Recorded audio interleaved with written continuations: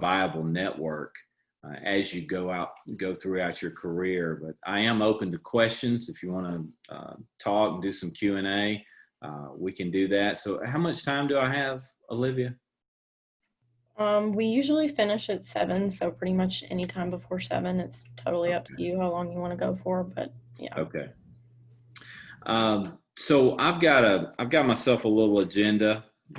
This is one thing that I recommend everybody do every time you talk, just because if I don't, I'll go off subject and I'll talk for a long time. So again, my name's Mike Brazier, and I am currently the Chief Business Officer for Ability Plus. Ability Plus is a company that cares for people with special needs.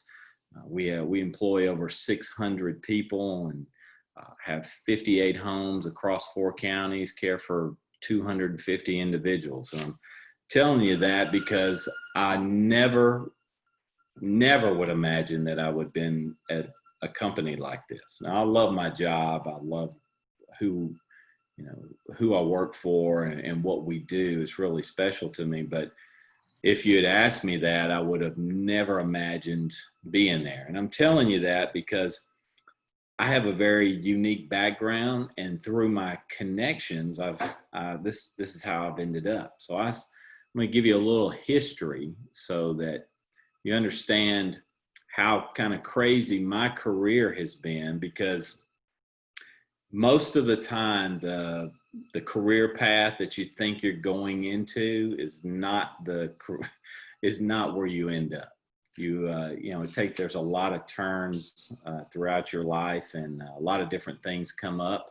And so that's why I'm saying I never would have thought I would be in this position working at this point. So when I started out and I was younger, I wanted to be an engineer. I had an engineering mind, wanted to go into civil engineering. I ended up working in a family business. And our family business was a heavy truck dealership, like a tractor trailer, semi truck, stuff like that. Well, I kind of was mad because that's not what I wanted to do. So I ended up changing my career and went and started doing finance. Ended up working in the family business. Long story short, I stayed there 30 years, grew that business. We ended up selling that business, and my degree ended up being in organizational management. So that was really just something for me to check the box just to get my degree. But I learned really business and how to grow a business, how to build a business, a lot of different things that would pay off down the road, and started learning really how to leverage connections and make connections, which that's what helped me grow my business. After we sold our business, I ended up working for a couple of companies doing sales jobs, but I never interviewed with anybody. I had people that I knew, connections that I made, they would ask me, hey, would you come work for us for a little while and do this or do that? So I did. I ended up at the Chamber of Commerce. I worked with Olivia's dad. Of course, I've known him since high school, so we've known each other for 30-something years, but we won't even get into any of those stories. So, but I went to the Chamber of Commerce just by going to some meetings, and they created a position and offered me a job just because of some connections that I had made. Now, obviously, I'm cutting some of this time frame down, but that's what happened to me. And as I went through the chamber, my role increased in the chamber, my connections grew, my circle grew, and I had other chambers start reaching out to me and offering me jobs, and I took those and just continued to move up. Had some light. I went to Greater Kansas City Chamber, was a VP there, and started doing consulting work out there as well for other chambers. My dad's health went down, and he got sick, so I came back to take care of him before he passed, and needed to stay and do some stuff, take care of my mother. And so my wife and I decided to stay, and all my kids are all in college right now. They've all graduated, so my kids have got kids. So I'm past all that. But My current job that I got was because of somebody that I knew told me about the CEO that was looking for somebody to do development. Well, the job wasn't posted. He was just considering that he might talk to somebody. So I got to meet him and ended up, he hired me. He didn't interview anybody else. He hired me, and my role has grown and expanded. So to this point, every job I've ever had is because of connections that I made. I didn't have to seek these jobs out. Now I would go on an interview, but that was after I was, somebody asked me to do that. And my career has flowed pretty um, unorthodox, I guess would be the best way, because having an engineering mind, wanting to go into engineering, then thinking about finance and management, and now I'm just really focused on business. I do a lot of consulting on the sales side, on business strategy and growth. But really all that is because of my network. And this is what I wanted to talk to you guys about was, it's very important that you start, and you have an advantage right now to start building a network that can really pay you dividends. And a lot of people don't realize how to do this. And I used to teach this when we were at the chamber. I would talk to some of our volunteers, and would teach this at different chambers across the country, really how to build a network. And a lot of people's like, well, I go to networking events or functions, but I'm not really sure how to do that or what that really is. A network is people that you are connected with, not just because you have their business card, but everybody hears, they've always heard that slogan. I'm sure that, it's not what you know, but it's who you know. Okay. Well, there's truth to that, but there's a deeper step to that, because people need, it's not what you know, but who you know. But more importantly, what people most time forget is who knows you. Okay. I can know Olivia, know she's really cool. She's really good at what she does, but she may not know me and know all my skill sets or know where my value is. So I can talk to people all day long that I know Olivia, but when somebody's asking for somebody who's good at sales or knows how to close deals or knows how to strategize on different things, she won't think of me because we don't have that connection. So you've got to work on building a group of connections that really know you. And the only way you can do that is you got to start asking questions. You got to start really getting to know them, and that's building that relationship. Now I've got a few points I'll go through, but on your network, people will ask, well, how do I start building a network? Well, if you'll start going to, you've got it. It's pretty simple, because if you just start seeking out peer groups just like this, everybody here starts getting to know each other. You start learning everybody's name and start finding out what their major is and information. It's basic, a basic flow of just really building that personal relationship. Going to peer groups, volunteering on community events, things for nonprofits, serving on boards in your community, or things that are related to what you're wanting to do or what your interests are. Attending professional development seminars and different networking events. You start getting in those areas. Now I'm talking about your network and your connection for your business and for your career, for your professional development. You start doing those things, you start noticing that you start seeing some of the same faces. You start slowly building those connections and building those relationships. But in order to do that, in order to really get a connection, you've got to provide value. And so people say, well, how am I going to provide value? Well, if I'm going to provide value to Olivia, then I need to know, some of the things that she does, some of her interests, what she likes to do, what she, I got some dogs here with me, sorry. So where she likes to go, things that are important to her. Because the reason I want to know these things is because for me to provide value to her is I've got to help her get connected to where she needs to be. I got to help her solve her problems. The more that you can help somebody solve their problems and their situations, the more likely they are to remember you and to remember your name and to what you've done. See, nobody really remembers what you said or maybe what you did. They always remember how you made them feel.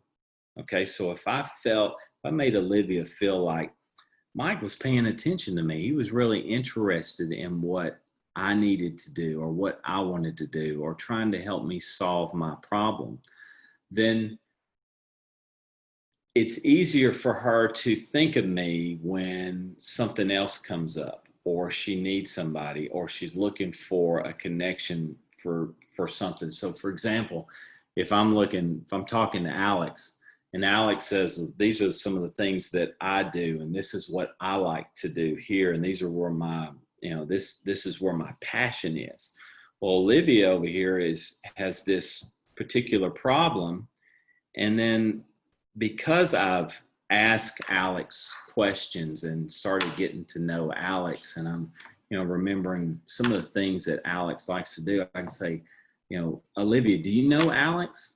She's like, I don't know. Is he in a group? I think I may have seen him in a group. I said, well, I met Alex and these are some of the things that Alex likes to do. Maybe I can connect you with Alex. Let me connect you to. And then I connect you to. Now, I'm not getting anything out of this at the moment, but what I'm getting and what I'm doing is going to pay off for me because I can connect Alex to Olivia and they come together, they work together, and then Olivia's problem is solved. Alex has been able to help her. This is a mutually beneficial thing. And I'm the one that brought the value to them.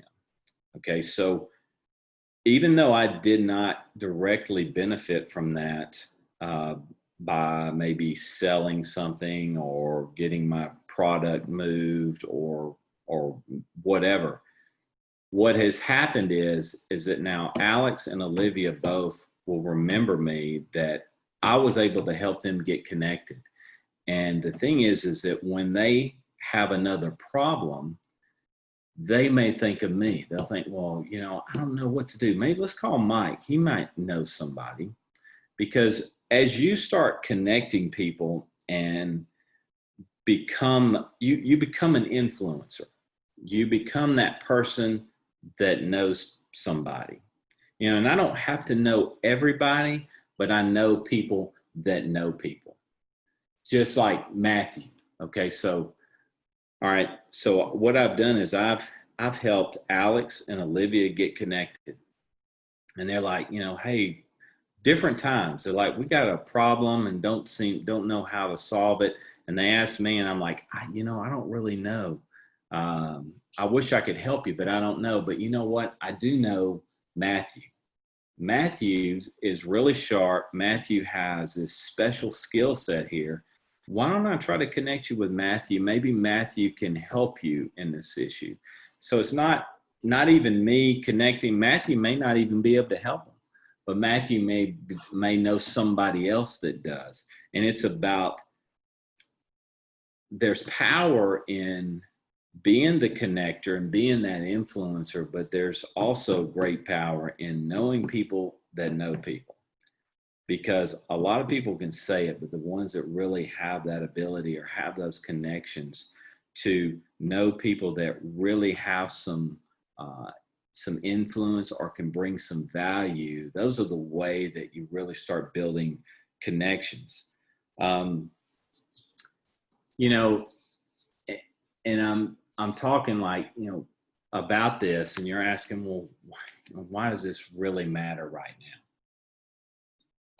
Well, it matters greatly because if you start working on this now, down the road, 3, 4 years, 5 years or more, you're going to end up building a massive network of people that as you grow throughout your career, you'll be able to call on, you'll be able to ask for help, ask for guidance, ask for recommendations. And it's going to be, you know, people will never, how many times have you, I'm sure you probably asked for a recommendation from somebody at some point and they've been a little reluctant. Okay. If there's somebody that's in a professional setting or, you know, at a certain level in their career, it's very unlikely that they would even recommend you unless they knew you very well. See, I would never recommend anybody if I thought there was any chance that they could make me look bad. Because if I recommend Matthew to do a job or to fill a position, and Matthew stumbles somewhere along the line, which he probably will at some point, everybody does, but if he comes in and it just doesn't work out, then who I recommended him to they're really not gonna hold that against Matthew. It's just a thing. Matthew may not have worked out, but they're gonna look at me and my credibility is gonna drop. You're gonna be like, what's up, Mike? You sent me Matthew. You know, you didn't work out. I trusted you. I thought you were gonna do the job that I needed to. Well, then I'm going to try to send him Olivia and say, well, you know, I think Olivia will do that. Well, they may be a little reluctant, may give me another chance depending on how strong my relationship is, but then they may be a little reluctant to do that. So I've got to be very careful of how I do that. And as you build your network and build your connections, then you'll be able to call on people, rely on people to help you, give you advice.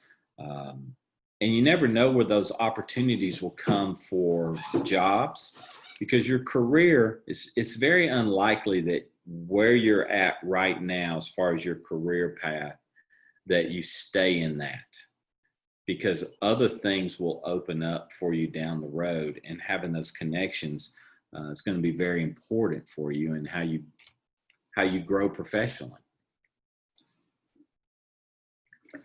Is it already 6:30? I didn't even realize that. So I feel like I'm talking too much. I do prefer to ask questions, but I'm open to any questions that anybody has. Let me ask you this: is anything that I said, does it make sense? It does.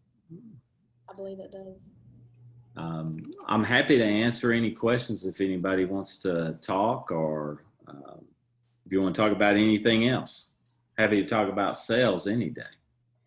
But connections, networks, they're extremely powerful, and I leverage mine all the time. I use mine in my current job to position us as a company, to help us grow in different ways. So, you know, I find that my network, if somebody's looking for something or somebody needs something, then the first thing I do is I call people in my network that I know. And if I can't find the answer, or I don't even know where to turn, I go back to those people that I know that know people. And that's a very important tool, because you will never know everybody you need to. But if you have a network of people that have connections, then you have a lot of power and a lot of value. You bring a lot of value. I have a question. Okay. So like what advice would you have for someone who finds the prospect of networking to be kind of daunting? Like how would you advise that you start tackling that and getting ahead in that process? Well, I would take it small steps, things where they feel comfortable, just kind of like this peer group that you're in right now. So everybody here has a similar, everybody's in the business fraternity, the co-ed business fraternity there. Maybe somebody that's in a has similar passions to you, like if you're wanting to volunteer somewhere. And you have a certain interest, go somewhere like that. Go to places that are familiar with you, and never hesitate to take a buddy. I mean, it's always good to take somebody that you know, so that because everybody gets nervous when they're trying to network or go to networking events. Even people that have been in the business and and have professional careers. You would be surprised at people that are in their 40s, 50s, and they are terrified. Now, they don't want to admit it, but they are. I've talked to them one on one. They are very scared and they don't even know how to network. So if you can get to a point now where you have a comfort level of understanding where to go and just how to operate in settings like that, you are so far above professionals that are out there now. Uh, Going in and then go when you get to an event, okay, have a plan, okay, and don't try to meet everybody in the room. Don't try to collect business cards. Of course, I know things have changed a little bit, so we're not doing some of that stuff, but don't try to meet everybody. Okay. Go with a goal and keep it as simple as possible. Say at this event, if I can meet one person that I feel like I can connect with, then you've done well. And the best way to start up that conversation is to ask somebody what they do. Everybody loves to talk about what they do. So when you don't know what to say well, what do you do, or what's your passion, or what's your degree path, or what where you work right now, what are you doing, do you like that? Just start asking questions so that you can get an understanding of who they are and what they do. And don't hang out with them all night. If you're there for a business networking event, keep it business. It's not about trying to just meet somebody and stay with them. Your goal is to meet interesting people that have possible business connections. Keep it that way. That makes sense? Yes, thank you very much. You're welcome. I got a question. Um, so you kind of talked a little bit about how you've been able to kind of like establish connections and use them later, but do you have any tips on like retaining a connection? Like I've talked to recruiters and I can establish that first connection, but how should I go about like advancing and taking the next steps and going that extra mile to like make them a significant connection? Yeah, what I would say on keeping connections, always looking to add value somewhere as far as recruiters go. So two different things on just a connections that you make in your professional career. I would always look to try to add value, by asking those questions, finding out who they are, what they do, and anything you can do to help facilitate. So going back to the recruiter, if you've developed a good connection and maybe you know somebody else that's looking for a job, call your recruiter friend and say, hey, John, I've got somebody here that I feel like would be a good fit, or maybe you could help place them in this particular job. This person is this. Give them a good rundown of who that is. Try to help them paint a picture or get a good profile without having to do all that work. Help them as much as you can. And then that's bringing value. You're helping them. So when it comes back to you and it's time for you to step up, then maybe they're going to remember those things. Did I answer your question? Thank you. Yeah, that answered it greatly. Thank you. Okay. Anything else?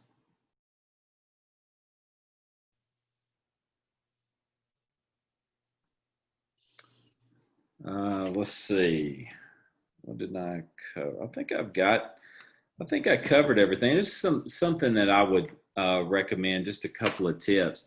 I would always look for you, if I'm in your position, always try to just sharpen your skill set. Look for ways to understand the industry that you're in. You don't have to be an expert in everything, but just have a working knowledge of the company you're working for.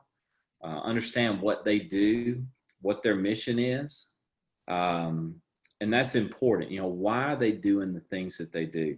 The industry, whatever industry you're in, just have a general knowledge of the industry, where they are, where they were, where they are right now, where they're going. Because from an executive level, I look for people throughout the company I'm always looking to move people up. I'd rather move somebody up that's in our company right now than hire somebody from outside, because they understand the culture. Okay. So they're already there. They're already ingrained.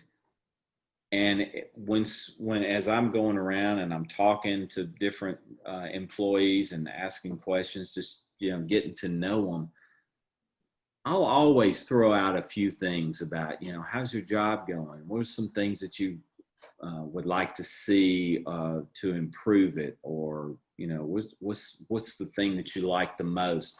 And based off of how they talk to me or they answer me, I can understand where they are. I get a good feeling of where they are, what kind of knowledge they have, just of the company, what we're trying to do, the big picture, the industry in general, as far as what's going on, maybe how they fit. And then we start listing them as potentials for moving up the ladder, supervisory positions, management level stuff. I'll say, okay, I think this person right here has been identified. I feel like this person here is somebody that we need to watch, somebody that would be a good fit as we grow. Pick up any books that you can read that just sharpen your skills just as a professional. There's millions of those things out there, but 7 Habits of Highly Effective People is one of my all-time favorites. And those things just go through some of the basic things, but the better that you can get, the way that you can connect with people, build that network, work on building that network, because it will come back to you and it will benefit you down the road. I mean, I'm proof of it. It's, I've based my whole career on it. And didn't even realize I was doing it for several years. I just thought, maybe I'll call this person and see what's going on with them or how they're doing something. Another thing too, that if you want to advance in your career, whatever your profession is, always look for somebody that is a seasoned professional, that's very successful in that field, and reach out to them. Just say, hey, here's who I am. I'm a student. This is my field. This is what I would like to do.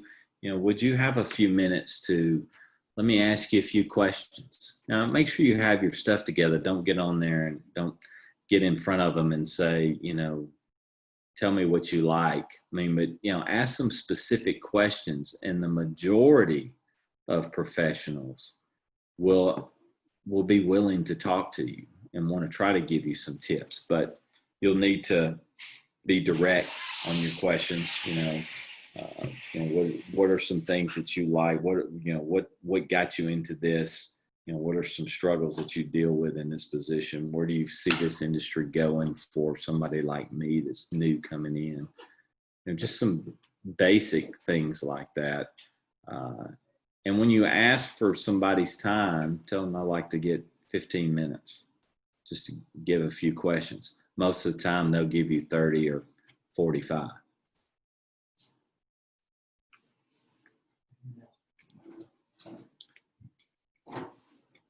Anything else?